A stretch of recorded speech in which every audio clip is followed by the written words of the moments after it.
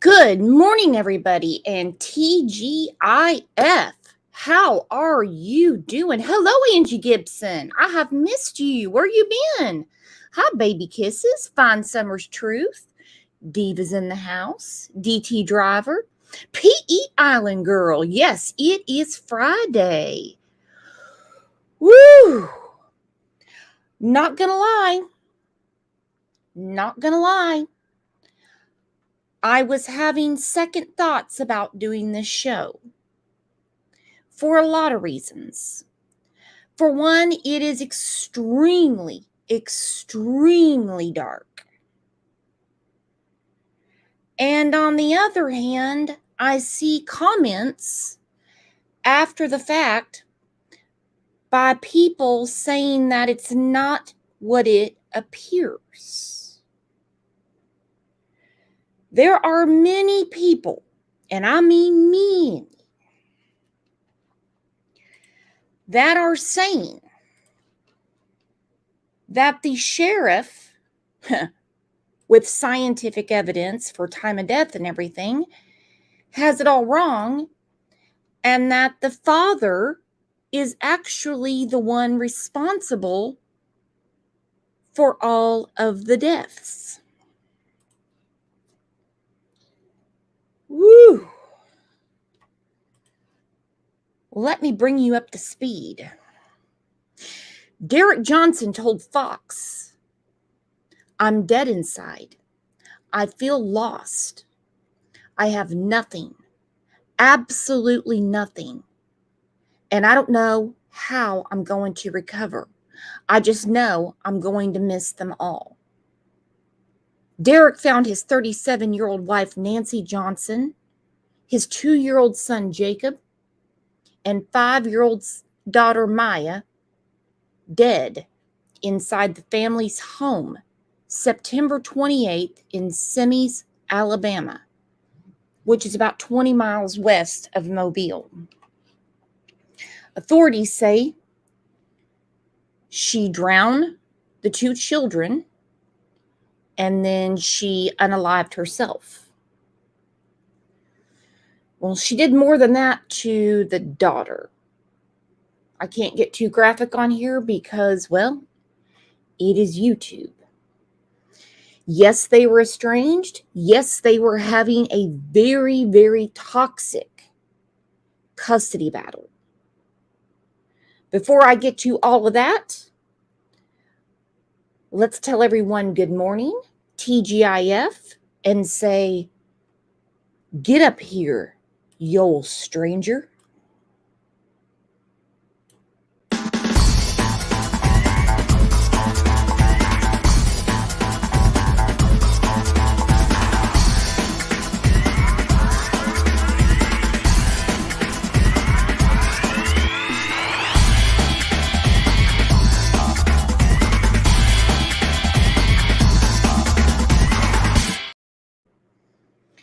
This case is truly horrific, again, for many, many reasons. I understand some people are saying, no, the father did this, she couldn't have done it. But her family is saying she was struggling with mental illness for quite some time.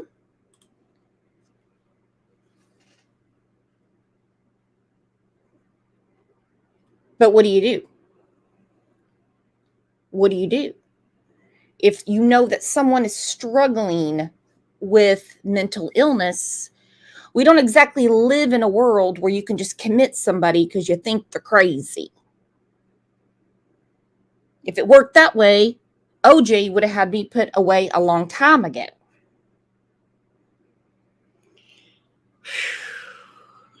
Again, this is a lot to go through. Susie Sue said, I don't believe he did this. You see, my friend, I don't either.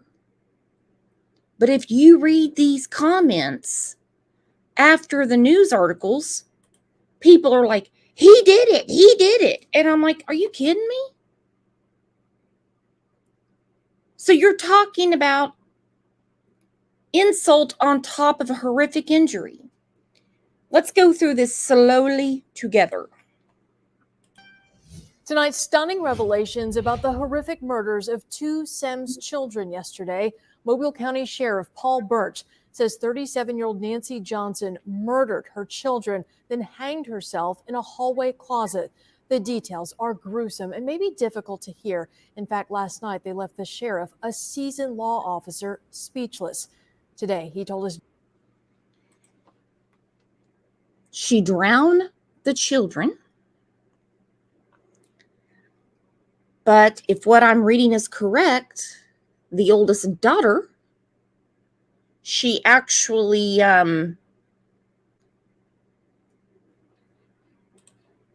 did something to her throat. Kathy said they blamed the dad for coming out so soon, but if he had waited, it would have been the same thing. I totally agree with him in sending my prayers. Me too, and I support the sheriff because, well, he has the scientific evidence and he knows that the time of death would mean that the father didn't do it.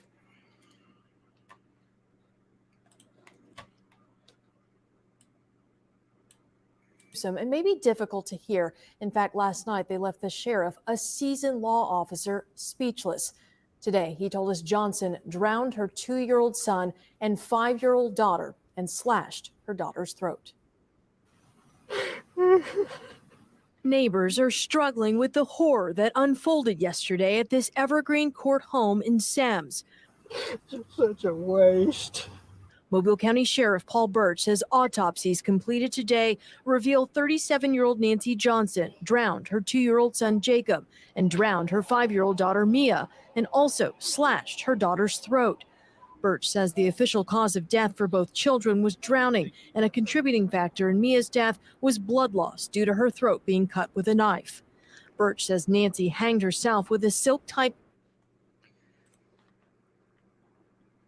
Again, I hate to be graphic. She did that to her daughter because the daughter was fighting back. She wouldn't allow her mother to hold her under the water. And you guys know on Fridays, we cover cases that haven't been covered in a long time, ones that need to be recapped, and cases that are not talked about.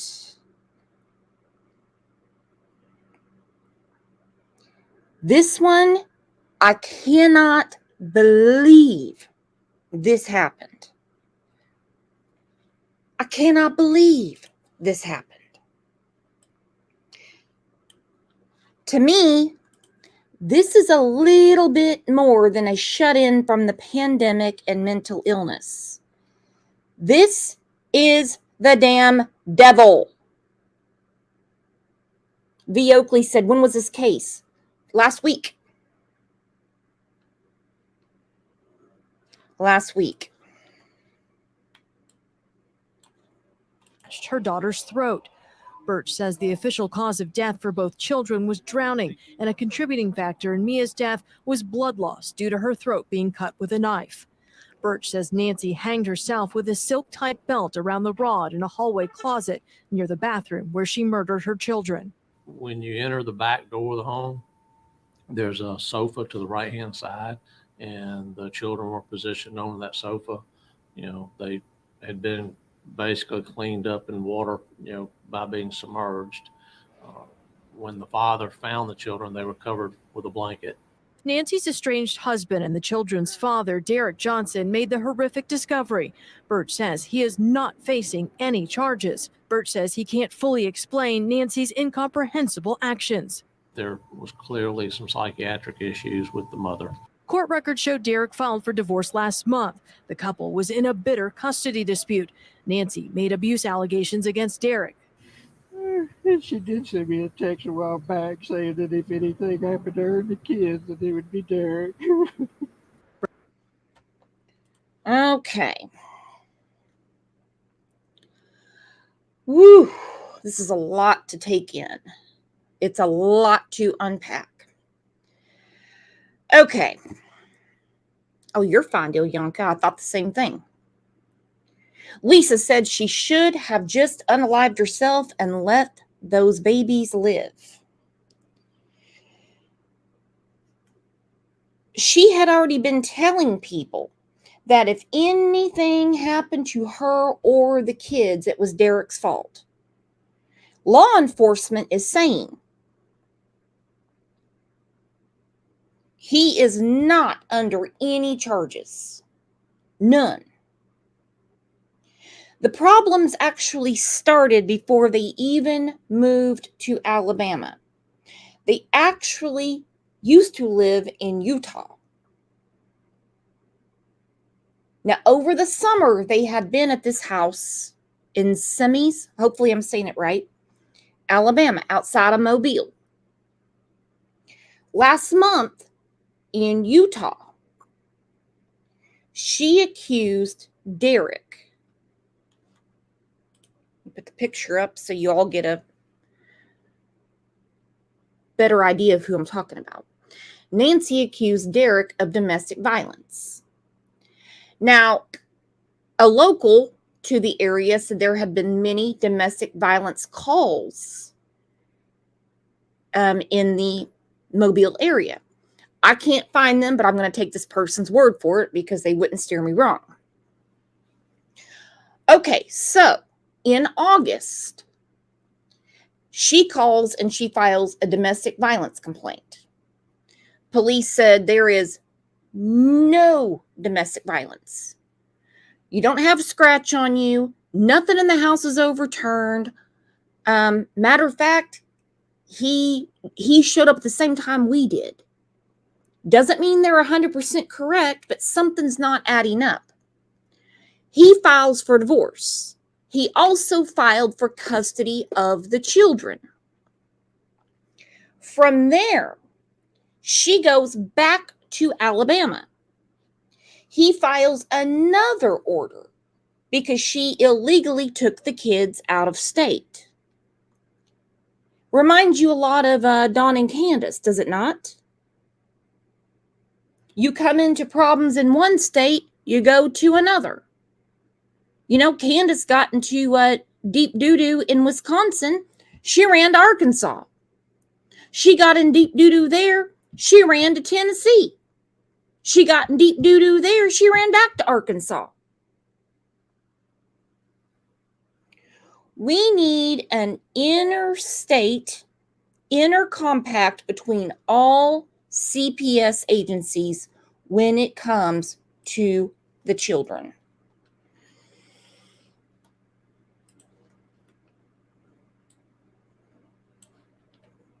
Issues with the mother. Court records show Derek filed for divorce last month. The couple was in a bitter custody dispute. Nancy made abuse allegations against Derek. And she did send me a text a while back saying that if anything happened to her and the kids, that it would be Derek. Birch says the day before the murders, Nancy gave another neighbor a purple suitcase with some cash, clothing, and her phone. Birch says a note in the suitcase said if something happened to Nancy, Derek was responsible. You know what? The suitcase with the cash and clothes tells me there's a little bit more to this story. But the sheriff would not say that he's not facing any charges unless they had thoroughly investigated it. Listen to this again. Birch says he can't fully explain Nancy's incomprehensible actions. There was clearly some psychiatric issues with the mother. Court records show Derek filed for divorce last month. The couple was in a bitter custody dispute. Nancy made abuse allegations against Derek.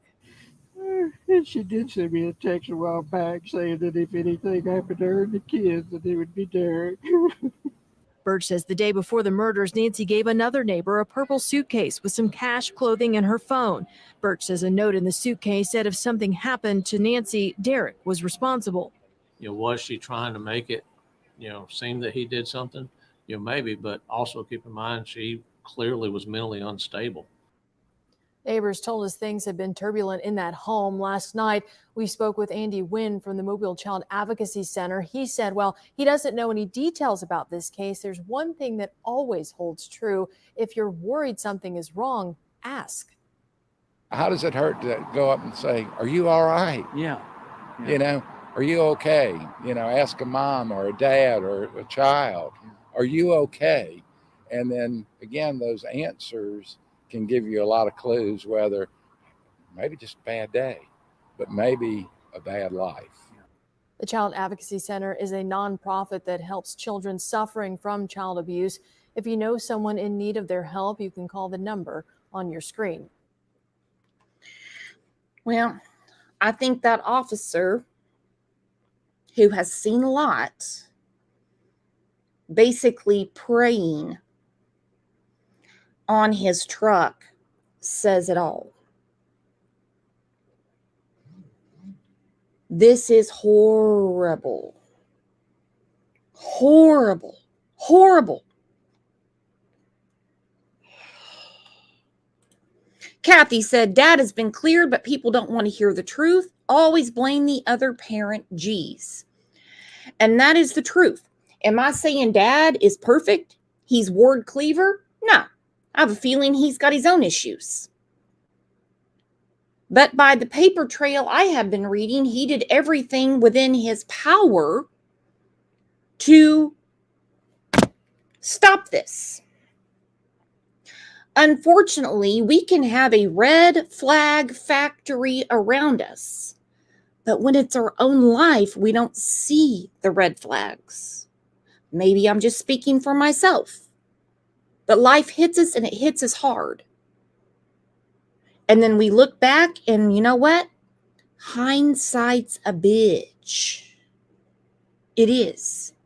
Had I done this, had I seen this, if I could go back. When you see the comments about the dad, it will make you second guess society, for sure. All right. Nicey, you are so right. She said, we have to pray for all the cops that see these crimes. Well, what on earth, Fun Size? Fun Size says, hey, Brooks, I made 2 lives this week. Woo! Tiffany said, on history of domestic violence, I don't know. I know there was a call in Utah, but the others I can't find.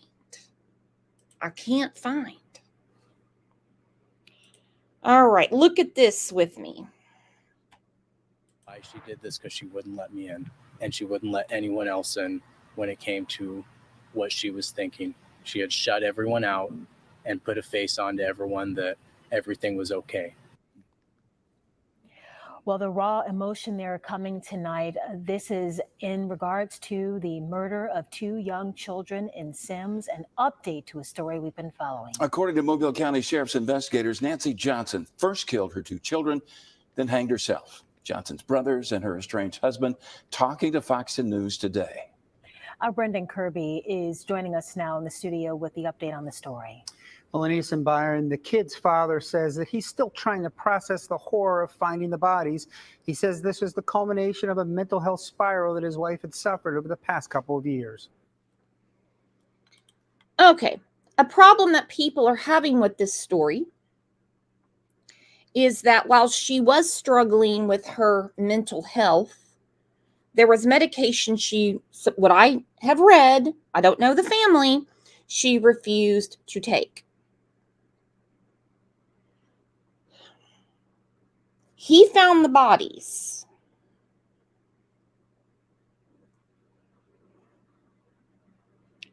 A lot of people say, why didn't he get there sooner? Why didn't he just take the kids? From what I am gathering, it's because they had a custody agreement, and you can get in trouble for kidnapping your own kids. It's a lot, guys. It's a lot. It's a lot of legal tape. Sims, an update to a story we've been following. According to Mobile County Sheriff's investigators, Nancy Johnson first killed her 2 children, then hanged herself. Johnson's brothers and her estranged husband talking to Fox News today.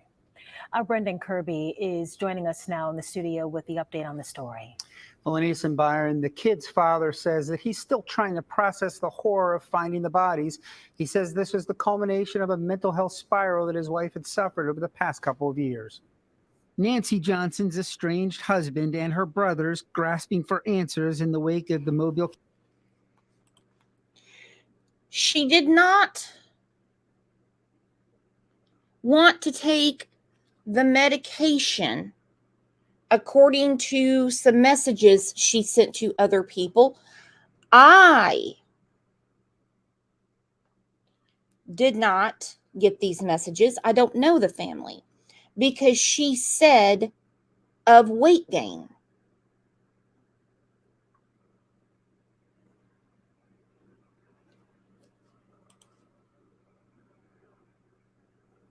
You've got to help. I mean, come on. Yet she packed up a purple suitcase with clothes and cash and said, keep this. If anything happens to us, Derek did it.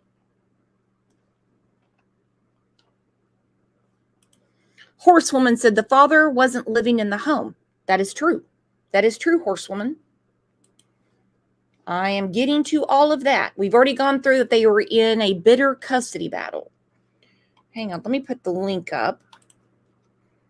Because where Summer is actually in the area. She doesn't live too far from where this happened. Tiffany said psychotic break.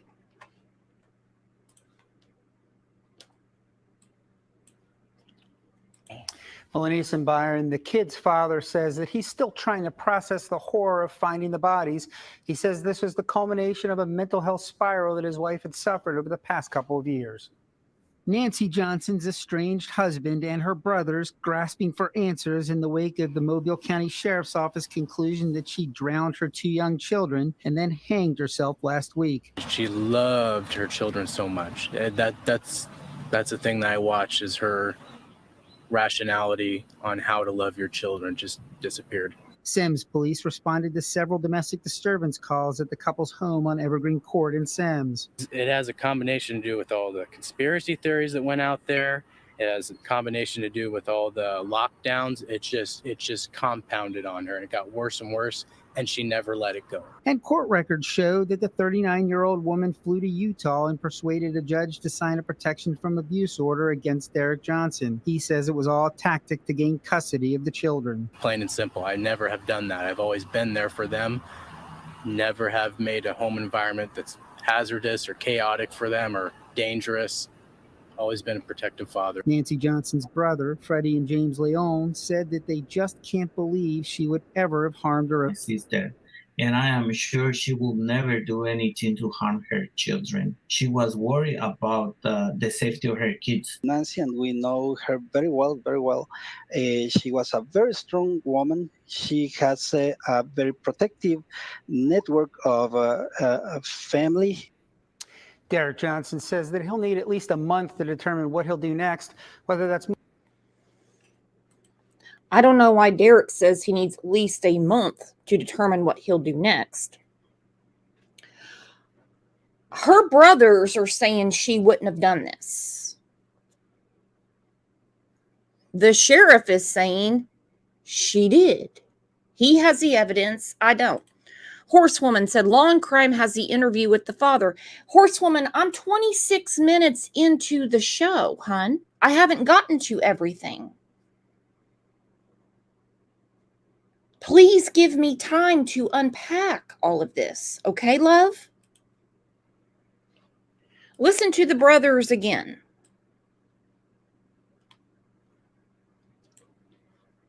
On Evergreen Court in Sims. It has a combination to do with all the conspiracy theories that went out there.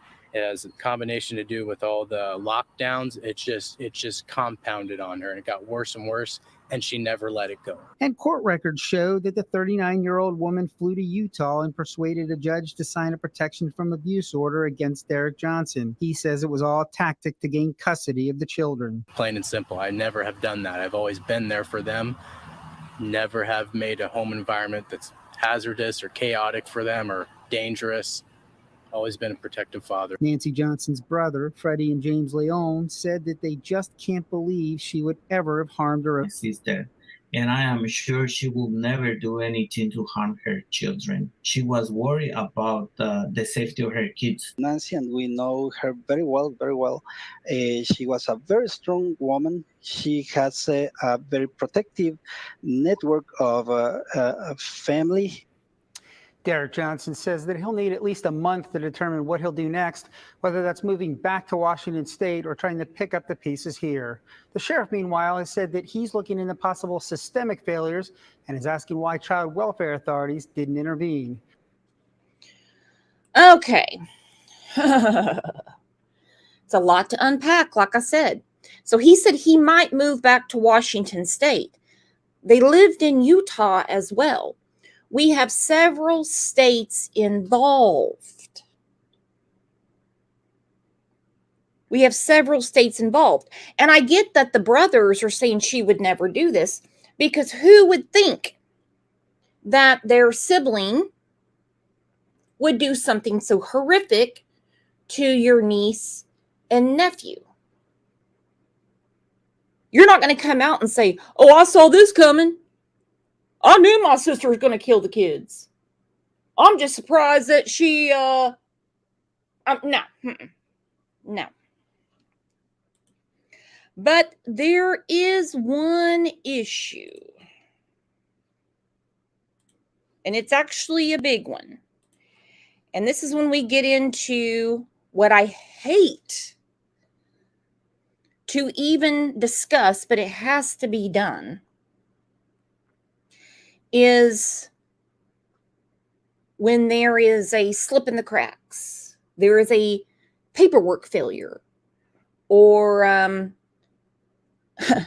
people in the office don't communicate. I'll put it that way. And it's always at the expense of the children. And when you have several states involved, and we don't have what we call interstate compacts. Again, I'm going to use Candace Wells as an example. She seems to be a good example in a lot of cases.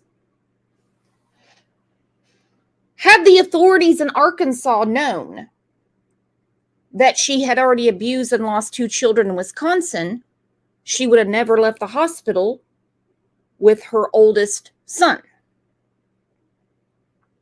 Had the authorities in Tennessee known that she had already abused and lost 2 children in Wisconsin, she would have never left the hospital with her children in Tennessee. You can pump them out, but they're going to take them from you.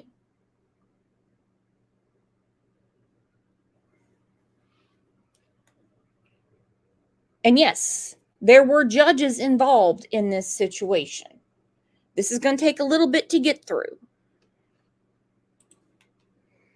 Information tonight about the tragic murder-suicide that happened in Sims last week. Today, we learned a judge ordered 5-year-old Mia and 2-year-old Jacob Johnson to be removed from the home, but it was too late. We're told that order came after their mother, Nancy, had already killed them.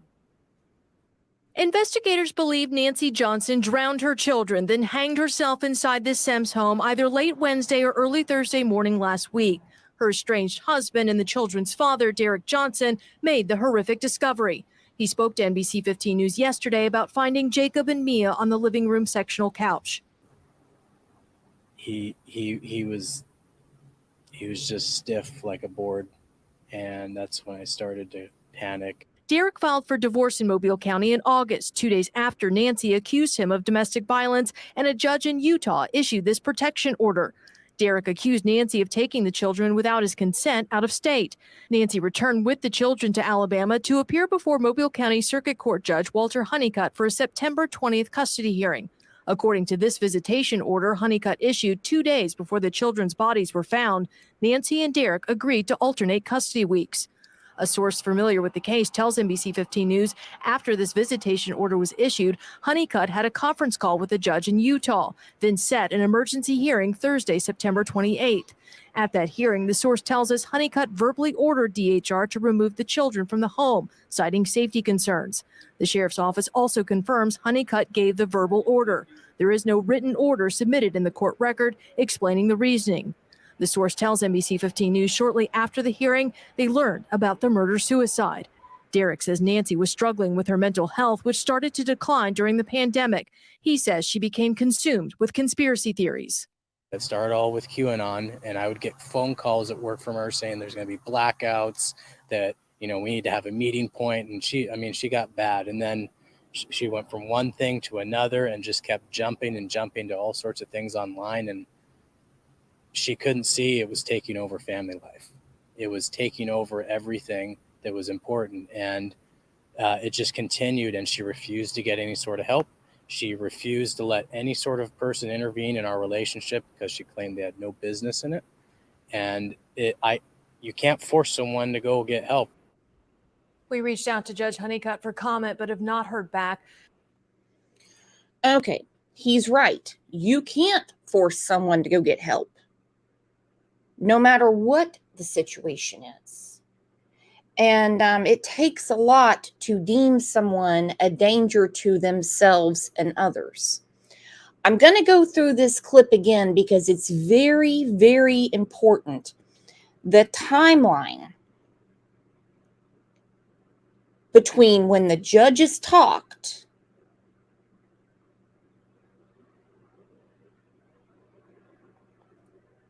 the emergency removal was granted, but they did not know she had already allegedly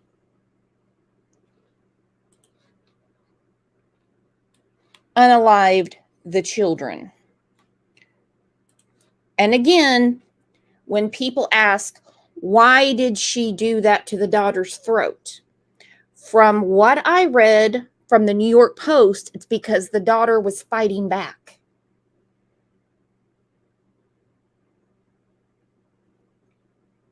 Five years old. She wouldn't allow her mother to hold her under the water. And so her mother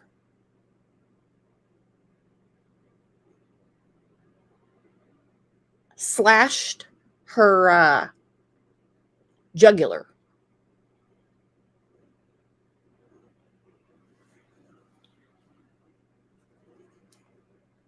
Let's go through this again. Then I'm going to get to the law and crime interview. You're going to see some discrepancies in the reporting. About the tragic murder-suicide that happened in Sims last week. Today, we learned a judge ordered 5-year-old Mia and 2-year-old Jacob Johnson to be removed from the home, but it was too late. We're told that order came after their mother, Nancy, had already killed them. Investigators believe Nancy Johnson drowned her children, then hanged herself inside the Sims home either late Wednesday or early Thursday morning last week. Her estranged husband. Now, they should know a time of death. Let me look at the calendar. Today is the 6th. Hang on. So this was last week. They're saying this either happened on the 27th or 28th. Okay, the protective order was signed on the 28th. The father found them. A big question is, when he got back to the state, why didn't he instantly go into the house? Only Jody Sue can stay in a camper with no working water, if you know what I mean. So that is a big question for people. And it seems to be a question right now. Did they die last Wednesday or Thursday?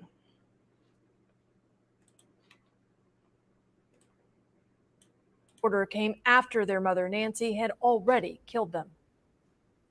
Investigators believe Nancy Johnson drowned her children, then hanged herself inside the Sims home either late Wednesday or early Thursday morning last week. Her estranged husband and the children's father, Derek Johnson, made the horrific discovery. He spoke to NBC 15 News yesterday about finding Jacob and Mia on the living room sectional couch. He was just stiff like a board, and that's when I started to panic. Derek filed for divorce in Mobile County in August, 2 days after Nancy accused him of domestic violence, and a judge in Utah issued this protection order. Okay, and Susie Sue has such a good point. Maybe she told him not to go in the house. Also, maybe he was scared to go in the house. He'd already been accused of domestic violence. If he approaches her again and he's accused of something, sometimes the water's too hot to get out of, if you know what I mean. Great point, Susie.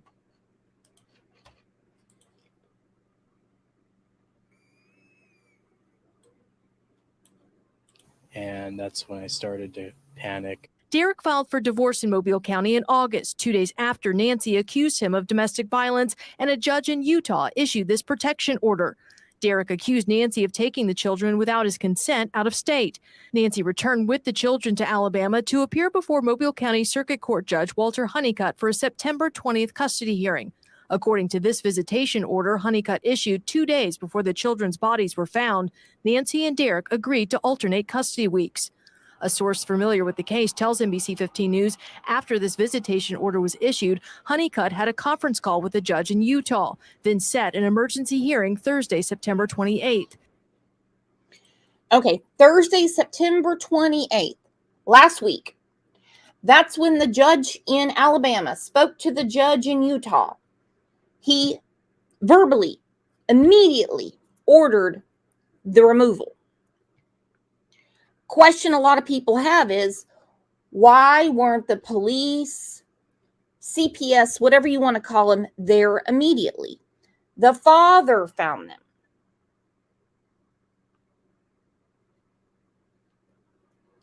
He wanted an instant removal, according to the newspaper in Mobile. To be quite honest, I hate to say it, they were already not of this planet. At that hearing, the source tells us Honeycutt verbally ordered DHR to remove the children from the home, citing safety concerns. The sheriff's office also confirms Honeycutt gave the verbal order. There is no written order submitted in the court record explaining the reasoning. The source tells NBC 15 News shortly after the hearing, they learned about the murder-suicide. Derek says Nancy was struggling with her mental health, which started to decline during the pandemic. He says she became consumed with conspiracy theories. It started all with QAnon, and I would get phone calls at work from her saying there's going to be blackouts, that, we need to have a meeting point. And she got bad. And then She went from one thing to another and just kept jumping and jumping to all sorts of things online. And she couldn't see it was taking over family life. It was taking over everything that was important. And it just continued, and she refused to get any sort of help. She refused to let any sort of person intervene in our relationship because she claimed they had no business in it. And you can't force someone to go get help. We reached out to Judge Honeycutt for comment, but have not heard back. Derek says his Mormon faith is what's getting him through this very difficult time. There's a GoFundMe. Okay, not to pick on anyone's religion, but he said his Mormon faith is what's getting him through this. And we're going to hear it on Law and Crime. And you can't force someone to go get help. We reached out to Judge Honeycutt for comment, but have not heard back. Derek says his Mormon faith is what's getting him through this very difficult time. There's a GoFundMe his family set up to help him financially as well, and we've put that information on our website, mynbc15.com. Last week we told you the gruesome detail. Woo!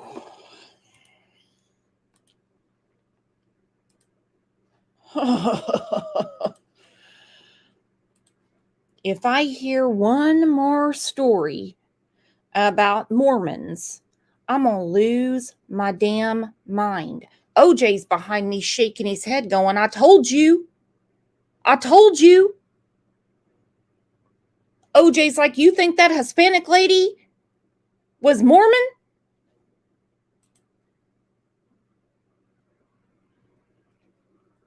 Again, I know some amazing Mormon people. My aunt is one. Her husband is one. Their 6 kids and like 500 grandchildren and great-grandchildren are amazing people. OJ, get down, please. Okay. Tiffany said the Mormons ain't giving us a damn break. Where Summer said, there you go. There's your answer right there.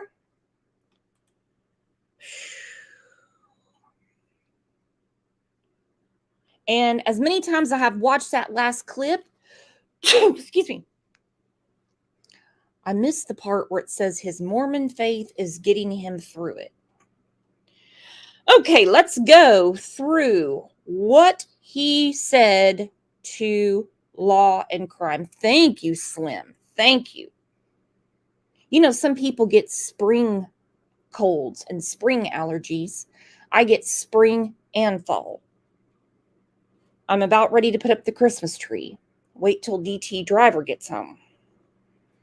I don't think he knows what's in store for him this weekend. Time, we're hearing from the Alabama man who found his wife dead and 2 young children brutally murdered in their family home. Thanks for joining us today. I'm Sierra Gillespie. We're taking a closer look at this heartbreaking story where 3 lives were tragically cut short. In Semmes, Alabama, just outside of Mobile, investigators say Derek Johnson entered the home on September 28th to find his wife, 37-year-old Nancy Johnson, dead. He also discovered his children, 5-year-old Mia and 2-year-old Jacob, murdered. At first, officials did not release how Nancy or the children were killed, only saying they weren't shot. The local sheriff told TV stations, quote, "It was more horrific than that." But a few days later, investigators said Nancy allegedly drowned both her children and slashed her daughter's throat before strangling herself. We're joined now by Derek Johnson, the husband and father who found the disturbing crime scene. And Derek, thank you so much for joining us today. And we're sorry it's under such tragic circumstances. Thank you for having me. So let's start really with the basics. How are you holding up right now? That's a tough question, but I'm doing better than. Well, no, it's not a tough question. Your wife and children are gone. They weren't hit by a car. They weren't stopped on the train track and hit by a train. The bus didn't turn over. It is not a tough question. It's beyond imaginable. And these TV interviewers need to quit asking these stupid ass questions. Stupid, stupid, stupid. I'm really not here to pick him apart, but when I was going through the comments, so many people were like, they need to look further into this. He was there. You can't tell me he never went in the house. For one, they talk about the knot on the tie. They're saying she could not have done that. I don't know how they know by reading shit on the internet, but, well, that's the world we live in. And we're here for a conversation and to keep our eyes peeled.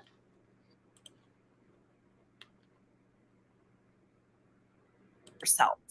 We're joined now by Derek Johnson, the husband and father who found the disturbing crime scene. And Derek, thank you so much for joining us today. And we're sorry it's under such tragic circumstances.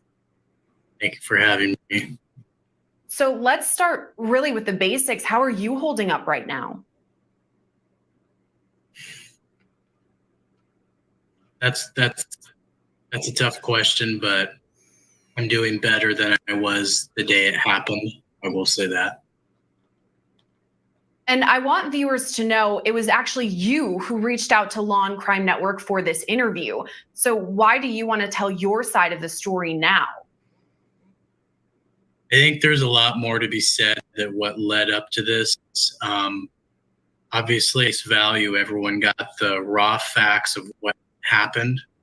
And I think there's a lot more to be learned on the mental health side. And I'm still grappling with it because I never could ever do like this. And even her family's still not believing that she would truly have done something like this. I'm trying to back up and take a look at what went wrong, but it's really hard to see what happened. Yeah. And I mean, I know this is difficult, but can you take me back to last week, walking into that home? What do you remember? Okay. That is grim. Take me back through the home and tell me what you remember. Does anyone think he might just be in total shock? Now, my understanding is he does have some wounds on him. From what? I don't know. Because again, I wasn't there. Leo said he's probably in shock.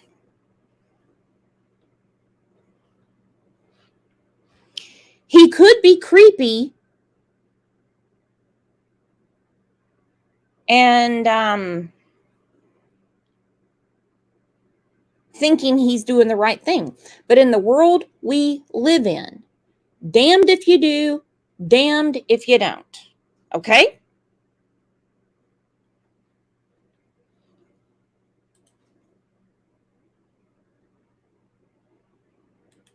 So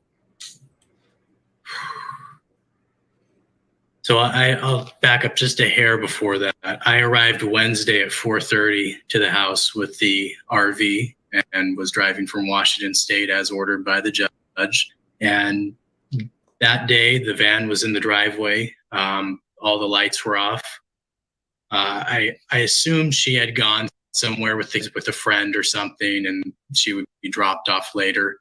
I just maintained the house and acted as everything was normal. But when I got up the next day on Thursday, I noticed there was no sounds, there was no movement.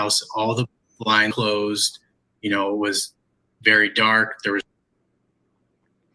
Okay, this is very important. Let's go through the timeline. No, I'm not saying he did anything. But the time is always important in every case. The name of this show is Crime, Lines, and Lies. I made that up really quick for a Facebook group and it stuck. Had I rethought it, it would have been time and crime. So I'll back up just a hair before that. I arrived Wednesday at 4:30 to the house with the RV. Okay, so he got there with the RV at 4:30 Wednesday, which would have been, gotta pull out my calendar. Okay, the 27th of September. He pulled up in the RV. Now, the emergency order was signed on Thursday, the 28th. Time is very important, period, but especially in these cases. If I'm beating a dead horse, y'all tell me, but I'm going to beat it again. Yeah. And I mean, I know this is difficult, but can you take me back to last week, walking into that home? What do you remember? So I'll back up just a hair before that. I arrived Wednesday at 4:30 to the house with the RV and was driving from Washington State as ordered by the judge. And that day, the van was in the driveway. All the lights were off. I assumed she had gone somewhere with a friend or something, and she would be dropped off later. I just maintained the house and acted as everything was normal. But when I got up the next day on Thursday, I noticed there was no sounds, there was no movement. All the blinds closed. You know, it was very dark. There was only one light on in the master bedroom, and I had a feeling that I needed to get into the house. And so I ended up drilling out the door lock, French doors in the back, and as I did that, the deadbolt fell to the floor and made a pretty loud sound. And I opened the door after that and noticed my kids were taking naps on the L-shaped sectional we have. And I saw my friend, but I didn't. Okay, it was reported by Fox in Mobile that he was well aware that the judge had signed the order on Thursday. So he got there at 4:30 Wednesday night afternoon. He was in the RV. He said he was maintaining the property. I don't know what he's talking about. Was he mowing the lawn? Weed whacking? Trimming the bushes? Putting up Halloween decorations? I don't know. I have no idea. Neighbors confirm that the RV was in front of the property. Okay? Now, when he was aware that the judge had signed the order for the emergency removal of the children, my question is, why did he not call deputies to help him get in the house? Why was he drilling out locks and everything to get in? How did he go to the bathroom from 4:30 p.m. on Wednesday, these are his words, not mine, until almost noon the next day?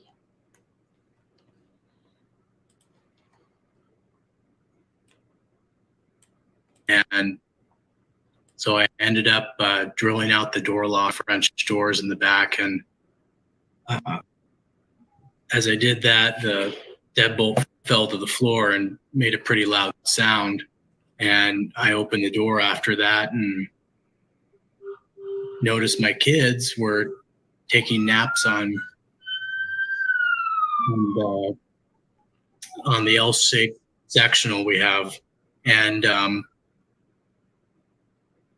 I saw my friend, but I didn't feel them. I don't know how else to say that. they were there, but I did not feel them. And I went over to my son and put my hand on his back to wake him up, and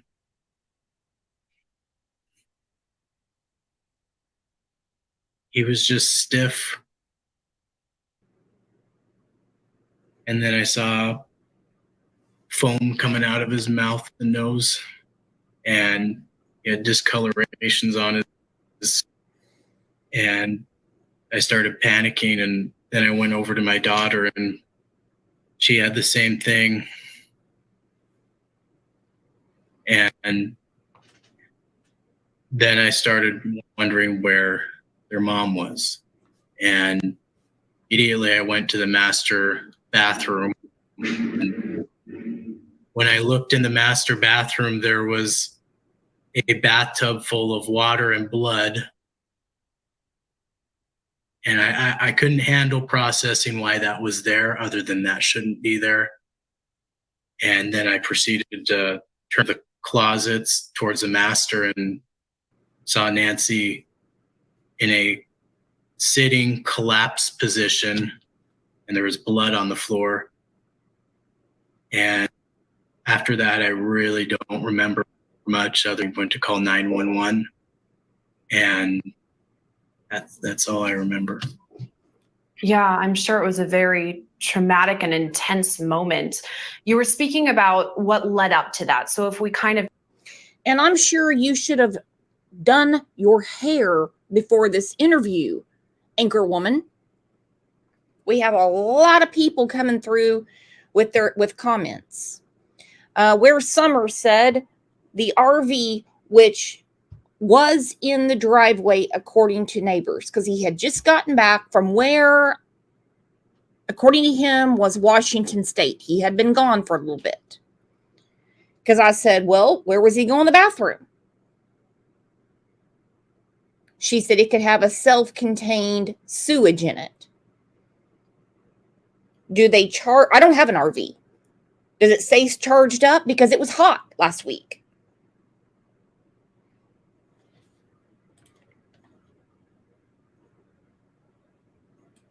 Turn the clock back a bit leading up to this terrible tragedy.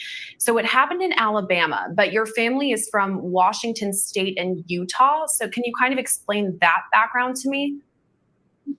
So we originally lived in Washington State, and we decided to move down here after housing prices were going way up. Affordability was not happening. And so we decided to move down here a year and a half ago. And she has two sisters that are in Utah. We never lived there. She did at some point before the time I met her. But that's kind of the history of where we originally came from. And at the time of this, I believe it was you and Nancy were estranged, that you'd actually filed for divorce. Can you explain that a bit? So this is where it gets interesting. So around Christmas, she expressed she wanted a divorce, but would not tell me the reasons why. And she struggled to find reasons on the divorce documents to state why she wanted a divorce other than emotional differences. And she started getting irrational with the children around April, saying that I needed to give up all my parental rights. The children were to be in 100% of her custody. I would only see them 2 hours a day when at her convenience. The first initial draft of the divorce that she wrote was completely, I had zero rights, zero anything. And when I left at the end of April, that's when things started getting strange. And I left back to my career at Boeing in Washington State in order to provide for them the best possible means of living for them and the best possible health care, whatever I can for them. Okay, so he's saying in April, and by the way, Boeing is a huge, huge company in Washington. So he's working for Boeing in Washington State. I missed that the first time I heard this. So he takes the RV up there. She goes back to Utah in August. They get into it. She calls the police. He files for a divorce. But last Christmas, she said she wanted a divorce because of emotional differences. Okay. Then he files because she took the kids out of state.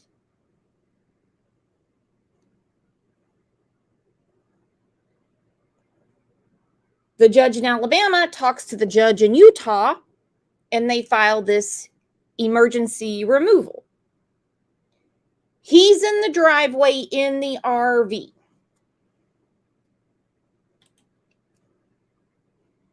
According to him, and according to neighbors, and according to what I saw on the news.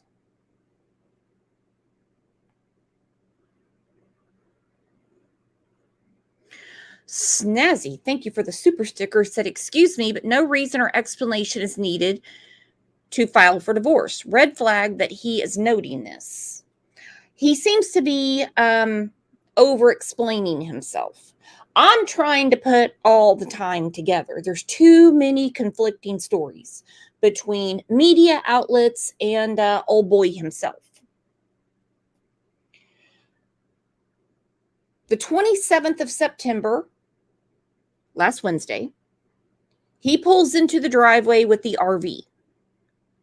I don't know how he shits, pisses, or runs the microwave, but somehow it happened. He said he was maintaining the property. The next day, on the 28th, is when the emergency order came through from the judge. Okay, 4:30 in the afternoon.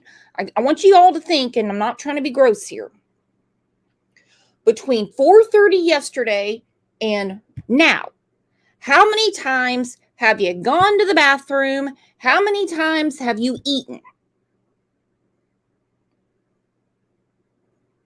Were you hot? Were you cold? And you're in the driveway of your own home. Some people call it suspicious.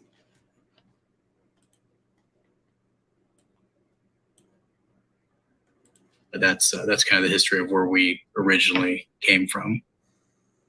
And at the time of this, I believe it was you and Nancy were estranged, that you'd actually filed for divorce. Can you explain that a bit?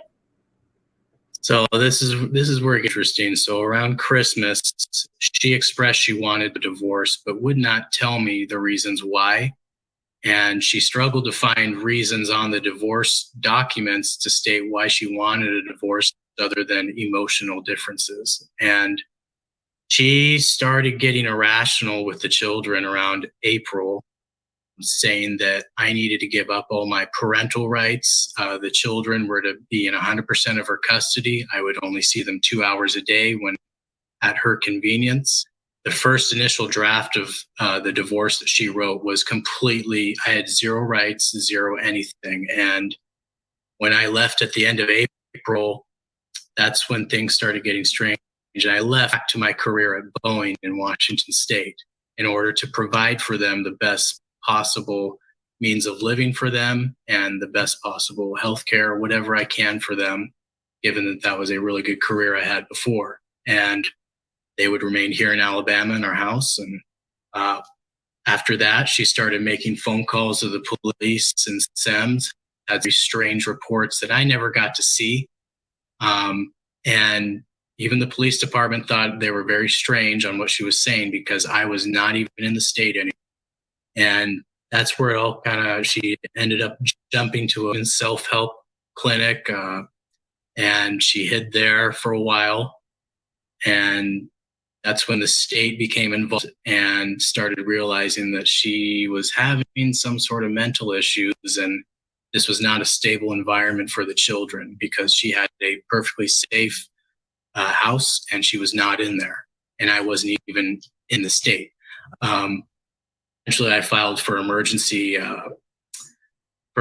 custody because there was something not right going on with her, and the statements she was giving them were not adding up. And so that was granted to me in June.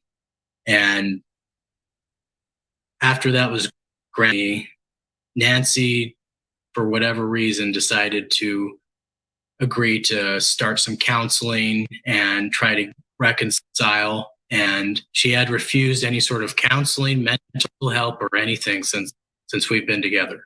And so that was a surprise to me. So me as a father, I'm supposed to provide a good, loving environment for them and a safe place to live. And so I would rather work on the relationship other than end it. And she took advantage of my love towards her and was able to cancel the divorce, cancel the emergency order through her persuasion through me. And I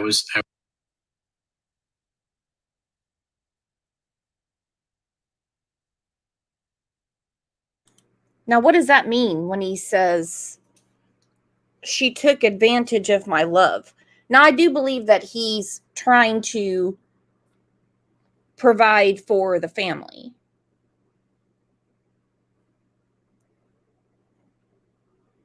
And he could be taking medication. Or he could just be in shock.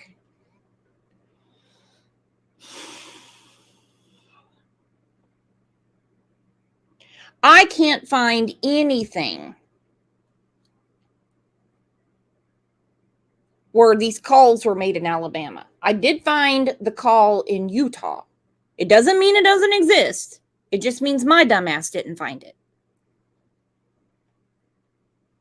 And it's very important as to who filed for divorce, because court docs say he filed for divorce in August. We're also hearing she did.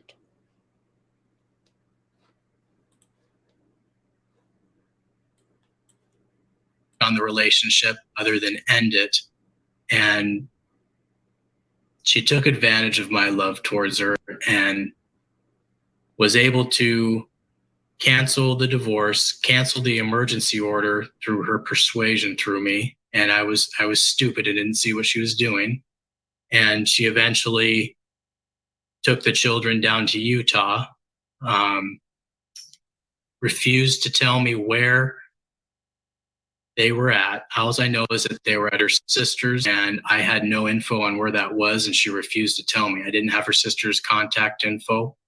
And I hadn't seen them since the day they disappeared down to Utah around the end of June. I hadn't seen them at all until this last court date on the 20th of September.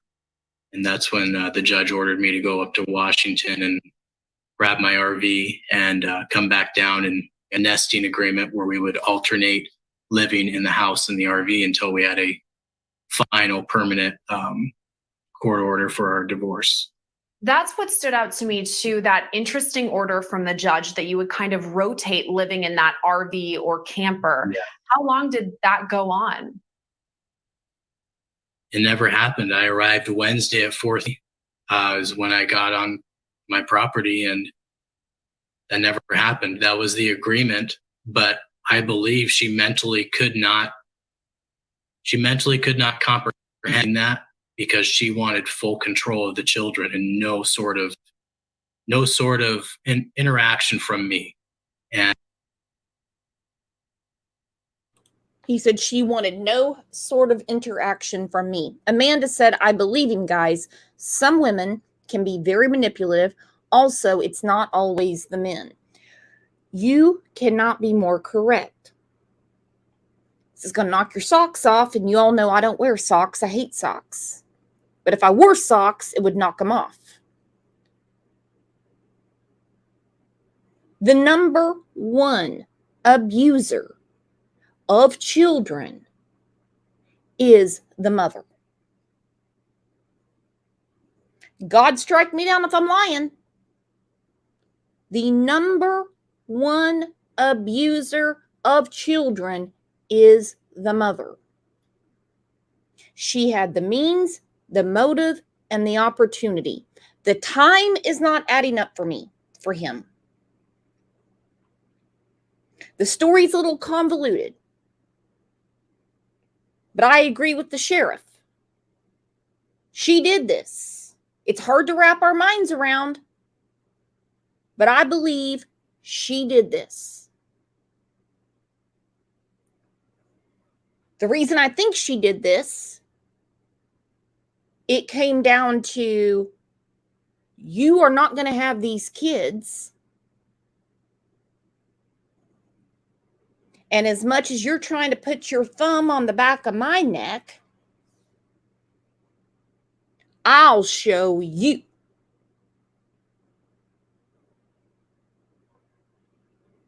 I could be wrong. I've been wrong a million times before. I'll be wrong several times today. But this was her ultimate control. Tamara said it's ownership. Tiffany said control. Well, she's in hell watching his control now. I understand the internet sleuths saying he did it, he did it, he did it. There's too many things that don't make sense. There's too many things that don't make sense. And I don't need to know what the authorities know. But if they say he's not under suspicion, then I'm okay with that. I truly am. Why he called for this interview, I don't know. V. Oakley said number one killer of women is the husband. Yeah, you're right.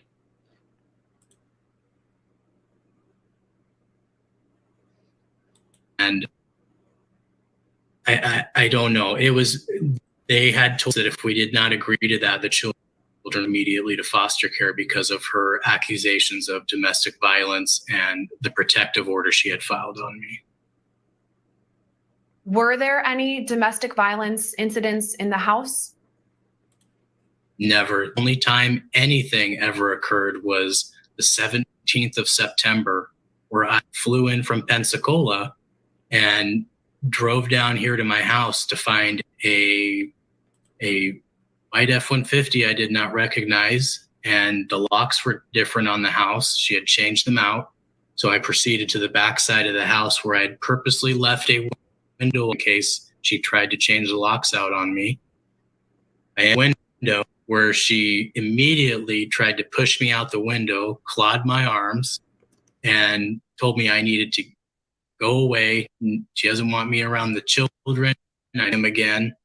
And at that point, I got over the couch, and all I told her, I said, look, I just want to hug my children. You can call the police if you want. I said, I just want to give my son and daughter a hug. I haven't seen them for almost 3 months at that point. And so she proceeded to call them while I was giving my son a hug. And I picked him up, and she proceeded to grab him and rip him out of my arms, and he started crying. And then she grabbed Mia and dragged them outside to sit in the car while she waited for the police. And then I was left in the house with this guy I didn't know, and I don't know. And then I found out there was a protective order against me that was filed in the state of Utah that I had never been served paper sort of awareness on.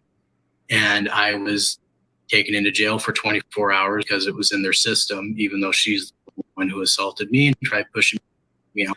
But the accusations, I never got to see anything on what she accused me of. All I know, it was 17 pages long, and she did it when she was hiding the children in Utah. So we've talked a bit about Nancy's mental state at the time of the murders and even leading up to it. You referenced it when I first sat down with you, talking about bringing awareness to mental health. So can you give me a better sense of what was going on? What do you think was going through Nancy's mind at this time? Honestly, she is not, during this time, she is not the same person that I married, and everything I am 100% started during the beginning of the pandemic. Back when QAnon started, she was calling me at work and telling me everything that was going to happen. I need to watch out for blackouts and whatever else. And that's where it all started. And then anything else that came out after that, she just absorbed as real information. And it got worse and worse and worse. And I believe her grounding in reality disappeared on what was right and what's not right and what's true and what's not true. And she didn't have, and she put it above family life is the biggest thing. She would not get off her phone. It was constant social media. And that's in my opinion, those views, those types of situations is what led to this.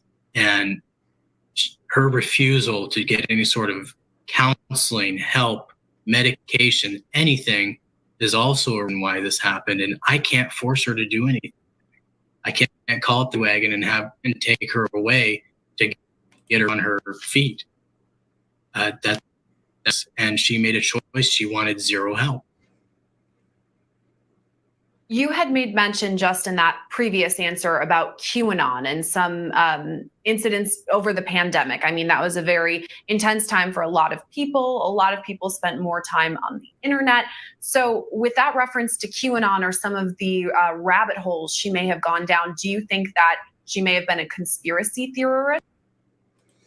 My thing with blaming the pandemic for everything, this woman didn't work before.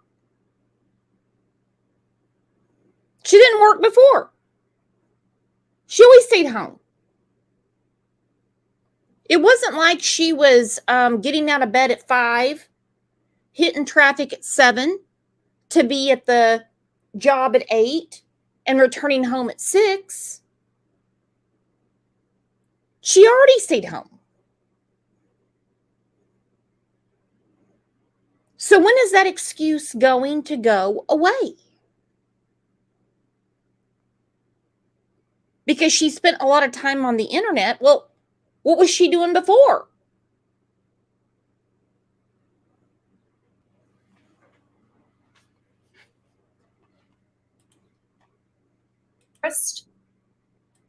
It wasn't that she was a conspiracy theorist. It was that she had an open mind of possibilities of different things happening. And she was always an open, and that's how everyone should be, as open-minded of possibilities of different things that happen in the world. But the problem was she could not process when, let's say, some statement or issue came out that was very wild.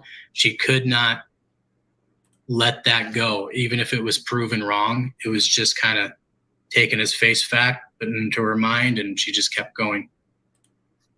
And I think a lot of she read tons of stories of cases like this, or also cases of sex trafficking. Is very taxing on the mind. And I think she got too entangled in that and could not detach from that. And I think that was a really big issue, that she didn't recognize that she backed herself away from that, having young children and having a family. And you've made a couple of notes as well about this mental health issue that she may have had, that you said she refused to receive any sort of counseling. Is that something that you were pressing for, either group or family counseling or individual for her? I was trying to at least get marriage counseling and some just one-on-one counseling separate from each, just something to get her in the door. And she refused. She honestly thought they were going to prescribe her medications, and she honestly thought they were going to try to inject her with something. It was just absolutely, no matter what I did, there was an excuse why she didn't want to do it. So moving forward to last. Okay, my question, it's a very simple one. If all of this went down, which I'm sure it did, last Christmas, and they start splitting the sheets, she didn't want to go to counseling. Now, last Christmas was way after the pandemic, okay? She thought people were going to inject her with things, you name it. If he had been working in Washington State, which I'm sure can easily be proven, How was he aware of what was going on in Alabama? Just conversation, I don't know.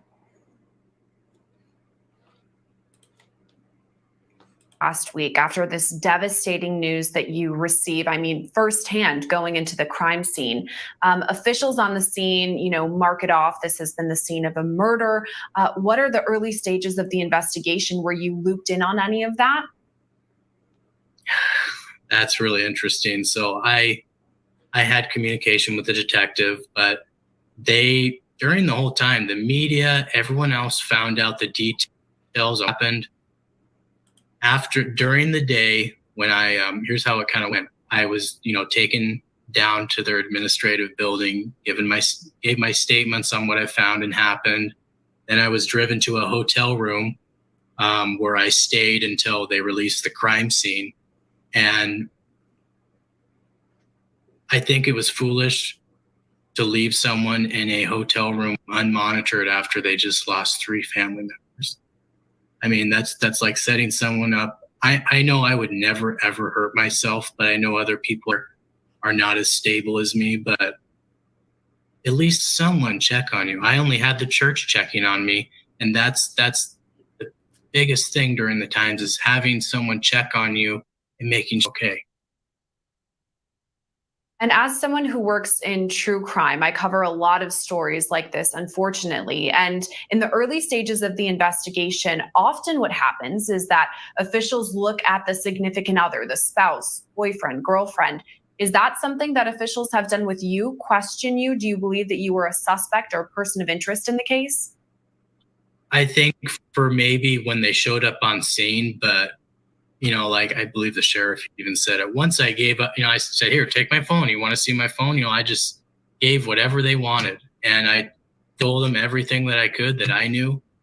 But once they started seeing the facts and the situation and the timeline and how I matched up, they knew I wasn't a suspect. And it is still ongoing. So they may still be investigating other things. But I don't think once they all saw the scene, they was a suspect.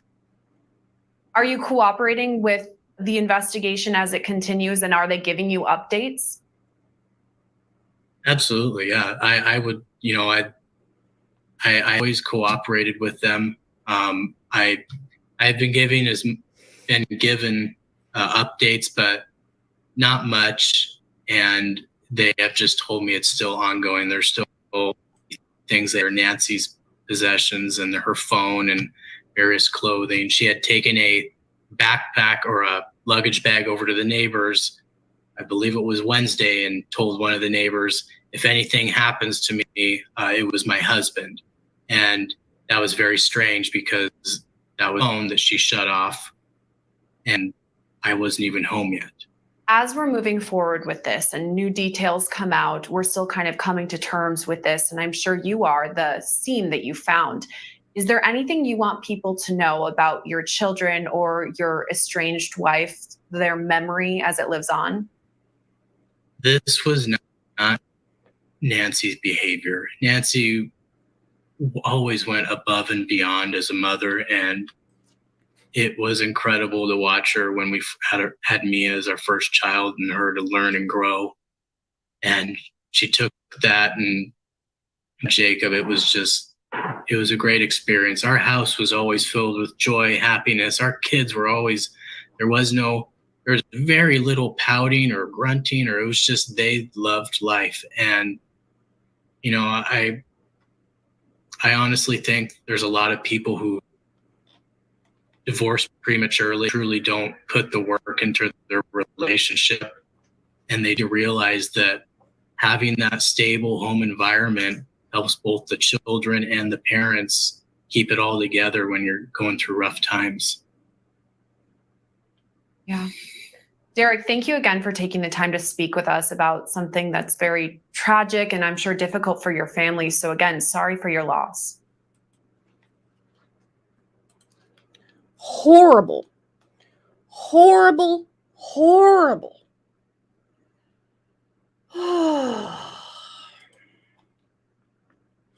According to a website called MEAWW, Nancy Johnson did consult with Jody Hildebrandt about how to repair her marriage.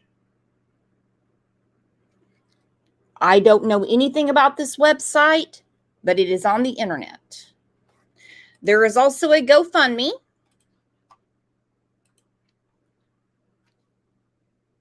Mia Jacob and Nancy Johnson.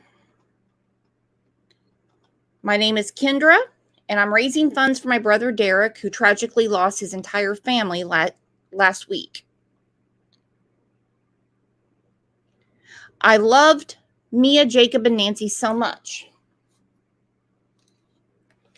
Nancy has been struggling with mental issues and was having an identity crisis since the pandemic started. She let the teaching and rumors of the world consume her, and no matter how I tried to help her, she pushed me away, and I could not force her to get help. We have been in a custody battle for the past 6 months, and she kidnapped my kids for around 2.5 months. So I had no contact with them, and they were suddenly taken from this world in the worst way possible around a day before I arrived back to the house. The amount of happiness and love that emanated from Mia and Jacob was very apparent to all that were around. Our house was filled with joy and happiness. Their future was so bright in every possible way. So much love and care was put into them for the 7 years of our marriage. Now I am at ground zero and left with around $25,000 in debt. A bathroom that I can't possibly stare at where my children were drowned. I want to tear it all out. $1,800 in property taxes due soon, and I just don't have the foresight on when I will go back to work. Any help is appreciated. I have zero motivation in life right now, and I can't function that well at the moment. I do eventually want to write a book to help others identify and see the dangers of mental illnesses in a relationship. There is a wonderful and terrible story to tell the world that I hope helps others. I'm choking up. There is a wonderful and terrible story to tell to the world that I hope helps others stop future dangers to their children.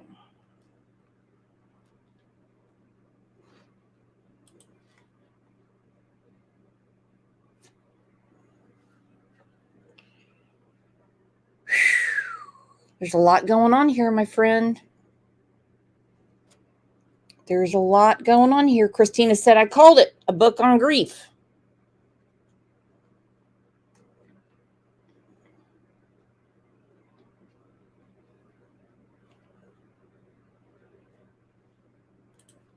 I don't know what the $25,000 in debt is because, let's face it, 3 people, you can't bury them for $25,000.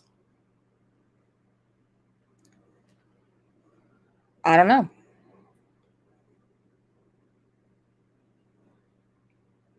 Where Summer said, doomsday people, they have money put back and food put back because the world's coming to an end to them. Yeah. Slim said, no mention of life insurance. Let me tell you something right now. If what is being reported is true, he's got insurance. He's got insurance. And I want to know who was the man at the house.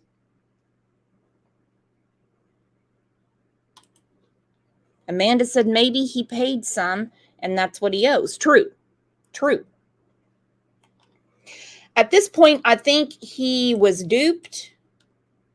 I think he's obviously not primetime ready. He's telling way more than he should. He's kind of getting the cart before the horse. I think he's in shock. But, more will come out. This case is not over.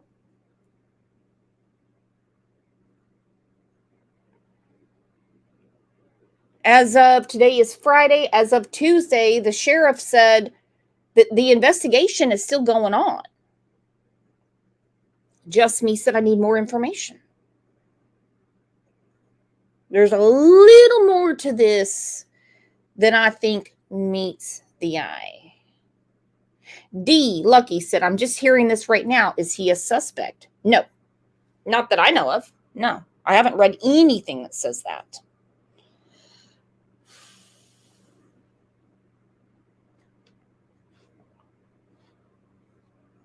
Jakey said, when did this happen? Last week.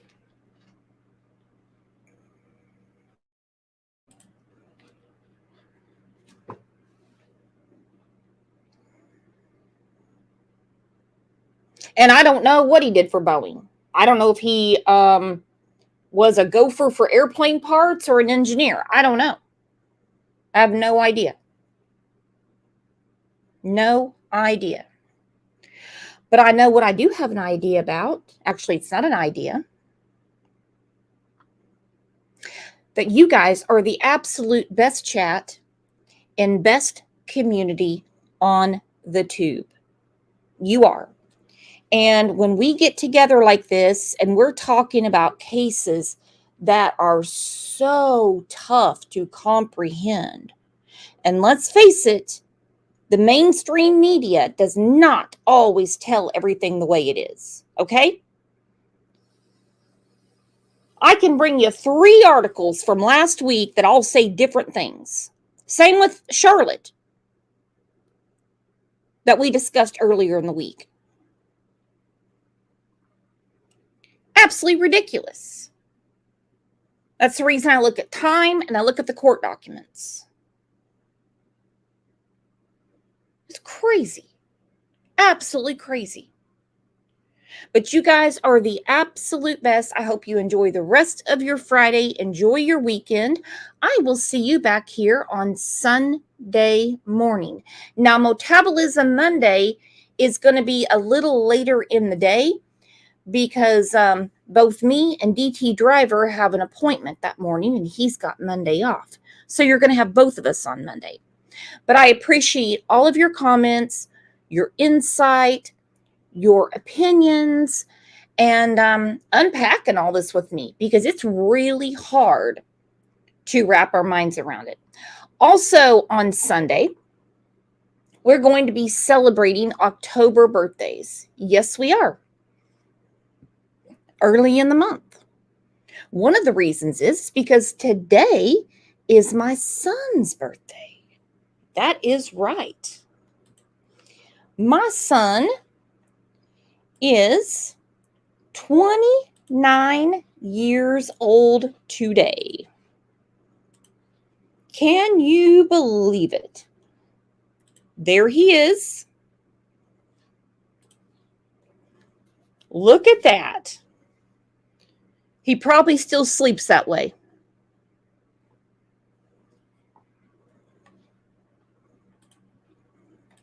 There we were yesterday. We went and had sushi.